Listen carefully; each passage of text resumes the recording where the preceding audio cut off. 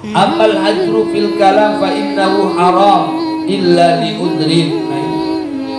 Meninggalkan sapa, tidak saling menyapa satu sama lain, fa innahu haram, itu hukumnya adalah haram.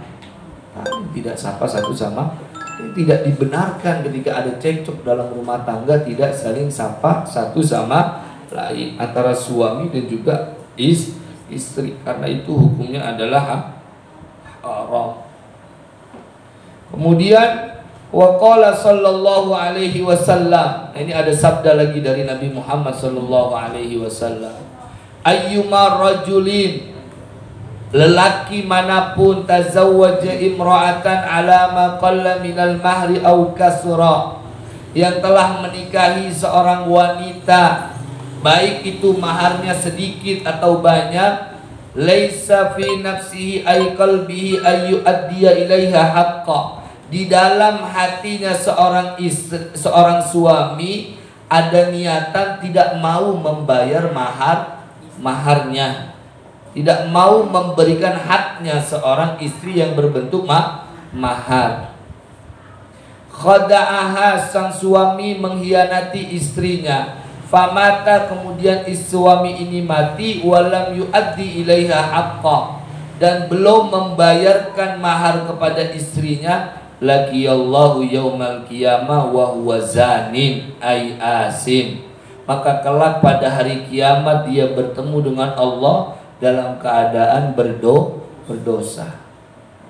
Misal ada seorang suami, ada seorang lelaki manapun menikah dengan seorang perempuan, dalam hatinya ada niatan, nanti mas kawinnya gak bakal saya kasih, biarinin aja, nggak saya kasih. Misalkan dalam akadnya disebut, saya nikahkan kamu dengan mas kawin emas seberat 20 kg, leher sampai begini gua, sampai nunduk, emas seberat kilogram, dibayar tunai. Kata si wali begitu, kata mertua kita, calon mertua kita. Dijawab sama si laki, ya qabiltu nikahaha wa tazwijaha bil mahril madkur. Iya, saya terima nikah dan kawinnya dengan mas kawin tersebut dibayar tunai. Abis akad suaminya punya tekad dalam dirinya, nggak bayar tuh, nggak bakal tuh mahar saya bayar. Mas kawin nggak bakalan tuh saya bayar. Ada dalam hatinya seperti itu. Kemudian ini laki mati, maka dia akan bertemu dengan Allah kelak pada hari kiamat dalam keadaan berdosa.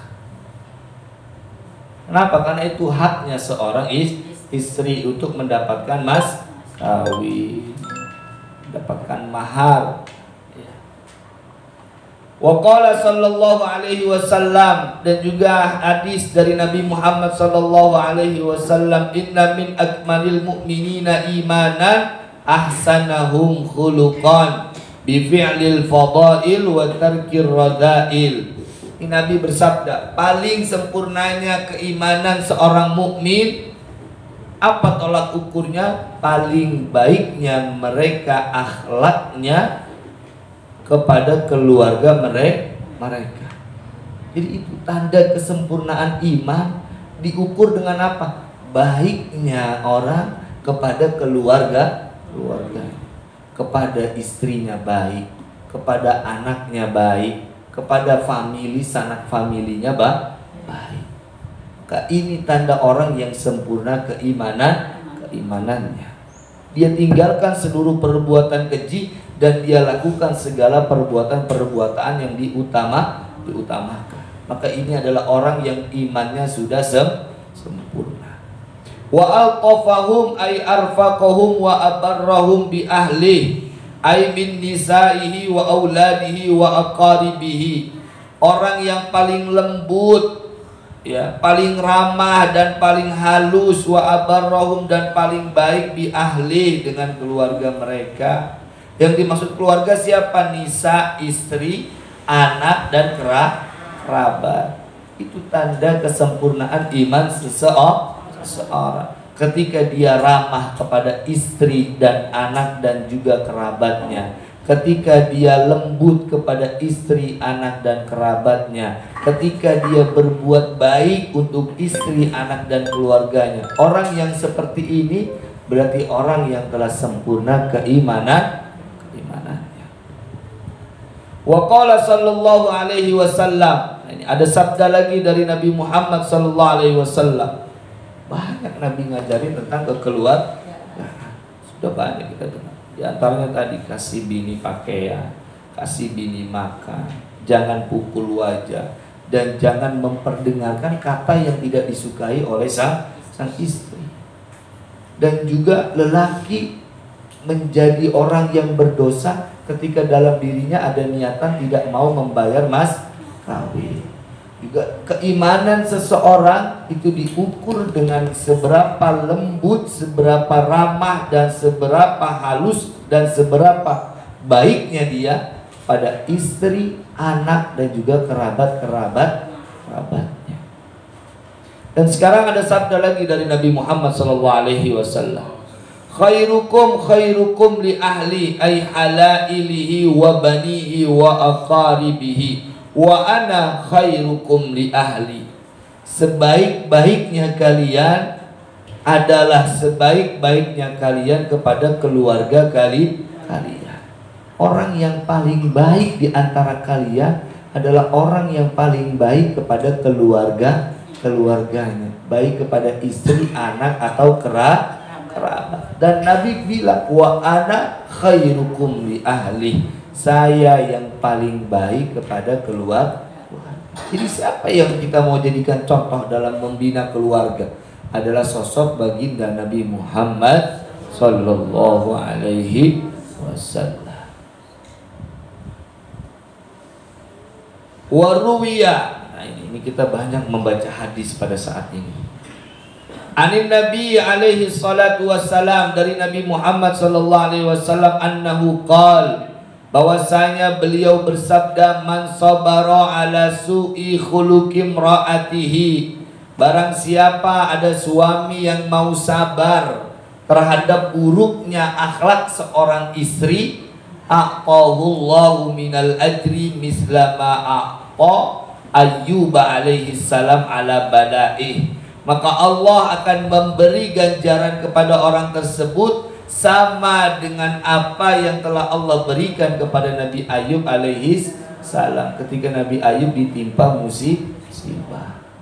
Laki suami yang mau sabar sama bawelan bini, yang mau sabar sama cerewetnya istri, ya, yang mau sabar sama marahnya istri, yang mau sabar seorang suami sama istri yang selalu ngomong dari pagi sampai malam, dari pagi sampai nggak berbusa kali itu perempuan ngomong.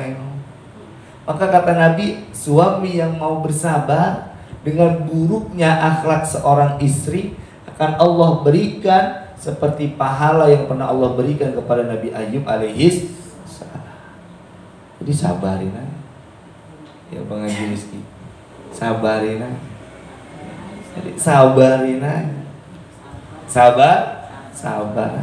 Kenapa Bang Haji Rizky yang saya tegur, bukan saya negur bininya kasar? Tidak, karena laki di sini yang ada cuma Haji Rizky. Masa saya mau negur diri sendiri, benar nggak? Lucu. Karena saya Haji Rizky. Apa ujian yang Allah berikan kepada Nabi Ayub ini? Fallahu ibtalahu bi arba'ati umurin. Allah menguji Nabi Ayub dengan 4 hal. Yang pertama, faqdi malih, hartanya dihabisin sama Allah Subhanahu wa ta'ala. Nggak punya duit lagi sepeser. Wa waladihi, anaknya juga dihabisin sama Allah Subhanahu wa ta'ala. Nggak ada anak lagi sama sekali. Wa tamziki jasadih, dan rusak jasadnya Nabi Ayub rusak. Kenapa? Karena penyakit gatalnya. Wa hajri jami'in nasi lahu illa zaujatahu, dan seluruh manusia mengasingkan kepada Nabi Ayub terkecuali istri. Ini seorang suami yang mau sabar sama bawelnya bini, maka dapat pahala sama kayak Allah ngasih ke Nabi Ayub. Nabi Ayub awalnya banyak duit, jadi orang paling miskin. Awalnya punya anak, jadi tidak punya anak. Awalnya punya badan yang sehat, maka badannya bau dengan penyakit yang ada pada dirinya. Dan seluruh manusia mengasingkan kepada Nabi Ayub atau mengusir kepada Nabi Ayub alaihis. Pahala ini akan diberikan kepada seorang suami yang mau sabar ngadepin istri yang buruk akhlaknya. Sabar harus susah Ustaz, emang susah. Siapa bilang mudah? Siapa bilang mudah? Maka dari itu kita harus naik jenjang. Sebagaimana orang-orang sekolah naik jenjang dari PAUD naik ke TK, dari TK naik ke SD, dari SD naik ke SMP, SMP naik ke SMA, SMA naik ke S1, S1 naik ke S2, S2 naik lagi ke doktor, S3, S3 naik lagi ke profesor, profesor naik lagi menjadi guru besar dan lain. Begitu juga kita dalam beribadah kepada Allah. Masa kita mau sama ibadah kita sama ibadahnya anak kecil? Bagaimana ibadahnya kecil? Cuma gerak-gerak doang. Ada temannya sikut, dia ngomong, sholat gerak batal. Dia ngomong, kan gitu sholat anak kecil. Maka apakah kita masih sama ibadahnya dengan anak kecil? Ketika Allahu Akbar, dalam hati kita masih mikirin dengan dunia. Ya, ini ada di sono lagi cincin ketinggalan. Atau kalau laki ya duit lupa dirapiin lagi, bini ngerapiin kelihatan. Nah, itu sama dengan anak kecil yang hatinya masih, maka perlu ada tingkatan.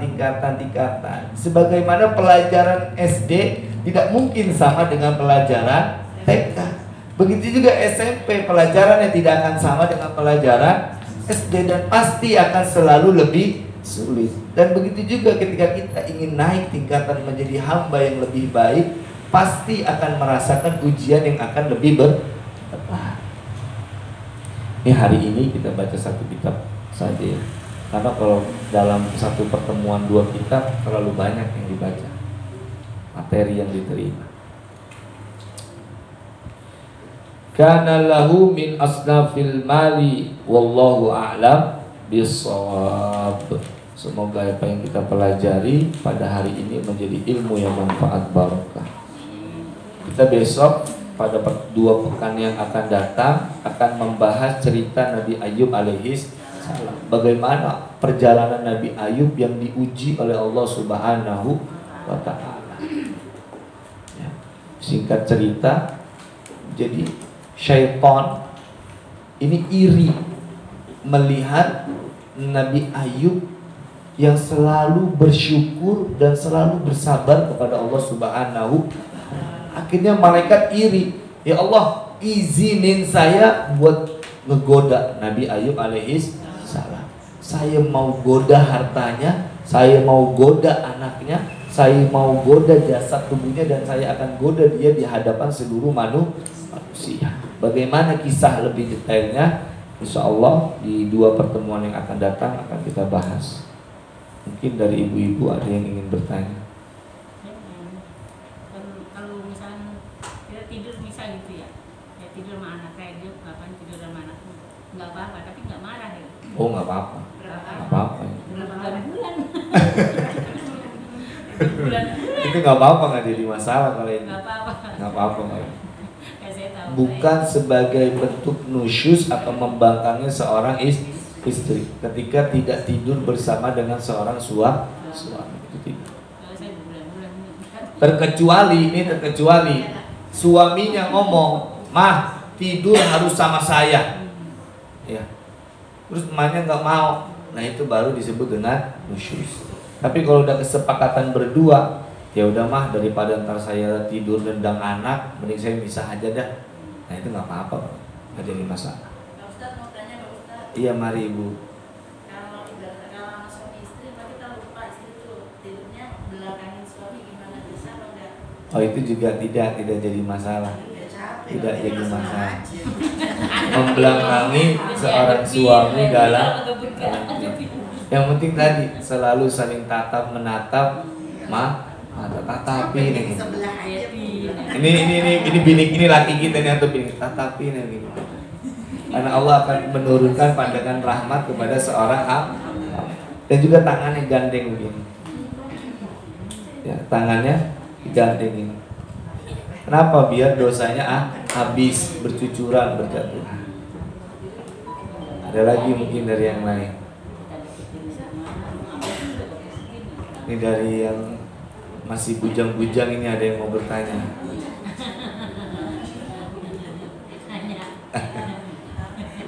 Besok bagaimana? Sekarang bagaimana? Besok katanya.